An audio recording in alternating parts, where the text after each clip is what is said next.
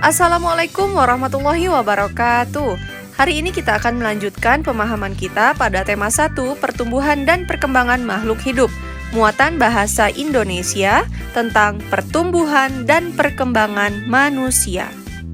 Berbicara tentang pertumbuhan dan perkembangan manusia, pada gambar ini kita dapat melihat dengan jelas bahwa pertumbuhan manusia diawali dari masa bayi, kemudian beranjak menjadi balita, anak-anak, remaja, dewasa, dan yang terakhir yaitu lansia atau manusia usia lanjut. Maka dapat kita simpulkan bahwa pertumbuhan dan perkembangan manusia ditandai dari beberapa hal. Yang pertama, manusia mengalami pertambahan tinggi. Yang kedua, mengalami pertambahan berat badan. Dan yang ketiga, mengalami perubahan bentuk tubuh. Nah, anak-anak, sekarang pertanyaannya, bagaimana caranya manusia dapat tumbuh dan berkembang dengan baik? Hal yang mendukung pertumbuhan dan perkembangan manusia adalah asupan makanan yang sehat dan bergizi. Apa itu makanan sehat dan bergizi? Jadi, makanan bergizi adalah makanan yang mengandung zat-zat yang diperlukan oleh tubuh kita. Lalu, apa sebenarnya fungsi makanan pada tubuh kita? Nah, fungsi makanan pada tubuh kita dibagi menjadi 3 fungsi utama. Yang pertama, sebagai penghasil energi. Yang kedua, sebagai zat pembangun. Dan yang ketiga, sebagai zat pengatur. Di mana kita dapat menemukan makanan-makanan penghasil energi? Nah, makanan penghasil energi adalah makanan yang mengandung karbohidrat, lemak, dan protein. Lalu, di mana kita dapat menemukan makanan yang berfungsi sebagai zat pembangun? Nah, kita dapat temukan pada makanan yang mengandung protein, mineral, dan air. Wah, ternyata protein memiliki 2 fungsi ya. Yang pertama tadi sebagai penghasil energi dan yang kedua sebagai zat pembangun. Lalu bagaimana dengan zat pengatur? Nah, kita dapat menemukan makanan yang berfungsi sebagai zat pengatur pada makanan yang mengandung vitamin. Nah, bagaimana anak-anak? Apakah kalian sudah memahaminya? Sekarang kita coba ulangi lagi ya. 3 fungsi utama makanan bagi tubuh kita. Yang pertama, sebagai penghasil energi, dapat kita temukan pada makanan yang mengandung karbohidrat, lemak, dan protein. Kedua, sebagai zat pembangun, dapat kita temukan pada makanan yang mengandung protein, mineral, dan air. Terakhir, sebagai zat pengatur, dapat kita temukan pada makanan yang mengandung vitamin.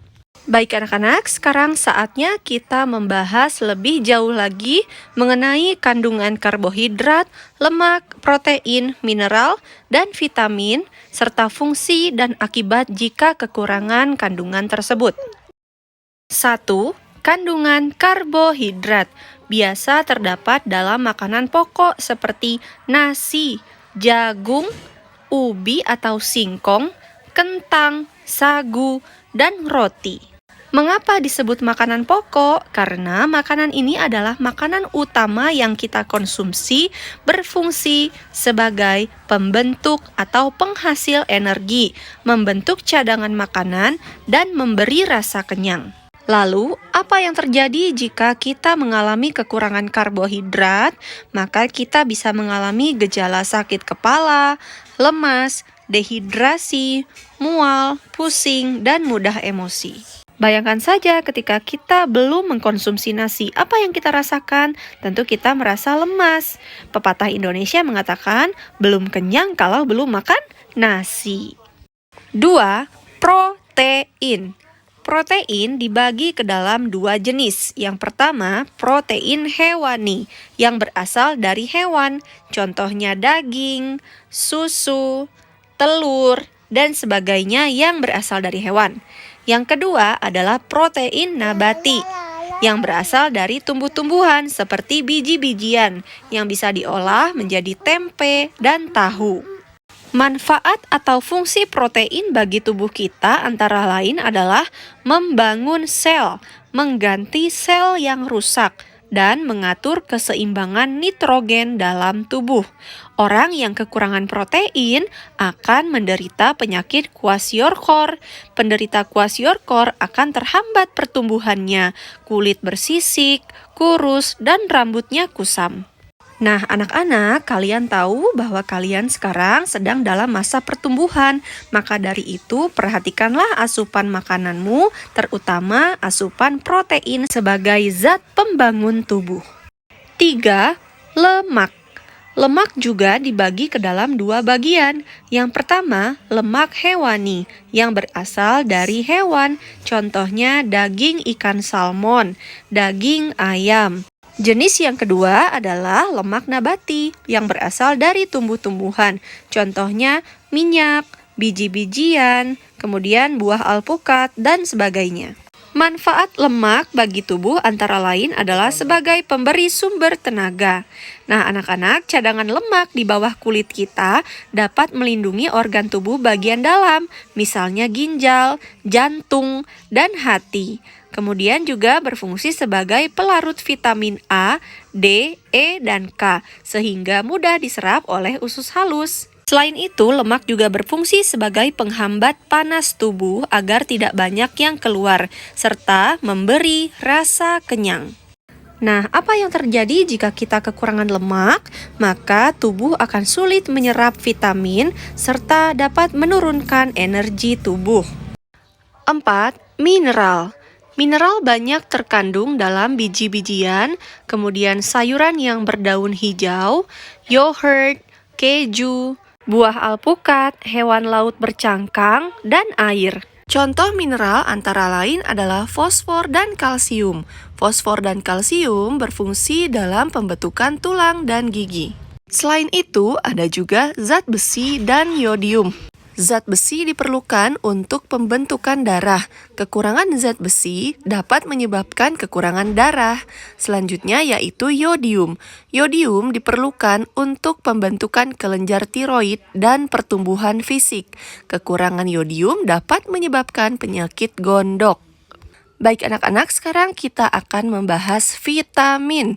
Vitamin biasanya terdapat di dalam buah-buahan dan juga sayur-mayur. Ini adalah contoh makanan yang mengandung vitamin A. Vitamin A berfungsi dalam membantu proses penglihatan, proses pertumbuhan, dan pembentukan sel tubuh. Kekurangan vitamin A dapat menyebabkan mudah lelah, peradangan pada mata, rabun senja, dan kulit kasar. Selanjutnya, vitamin B. Manfaat vitamin B bagi tubuh antara lain mencegah penyakit beri-beri, menambah nafsu makan, mencegah radang pada ujung lidah, dan membantu proses pembakaran di dalam tubuh. Kekurangan vitamin B menyebabkan penyakit beri-beri dan pertumbuhan badan terganggu. Selanjutnya yaitu vitamin C. Manfaat vitamin C bagi tubuh antara lain memperkuat daya tahan tubuh terhadap bibit penyakit, mencegah gusi berdarah, dan membantu proses pemulihan setelah sakit. Kekurangan vitamin C menyebabkan penyakit pendarahan gusi dan pendarahan pada kulit. Kemudian vitamin D. Anak-anak, sinar matahari dapat membantu proses pembentukan vitamin D. Manfaat vitamin D bagi tubuh antara lain membantu pembentukan tulang dan gigi. Kekurangan vitamin D dapat menyebabkan penyakit rakitis, yaitu kedua kaki membentuk huruf O atau X. Selanjutnya, vitamin E. Manfaat vitamin E bagi tubuh adalah melindungi sel darah merah, mencegah pendarahan, menghaluskan kulit, mencegah kerontokan rambut, dan mencegah keguguran pada ibu hamil.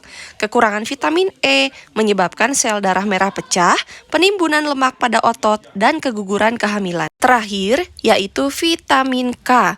Manfaat vitamin K bagi tubuh antara lain membantu proses pembekuan darah. Jika terjadi luka, luka itu akan cepat tertutup anak-anak. Kekurangan vitamin K menyebabkan kelambatan pembekuan darah, pendarahan, dan lambatnya penyembuhan luka.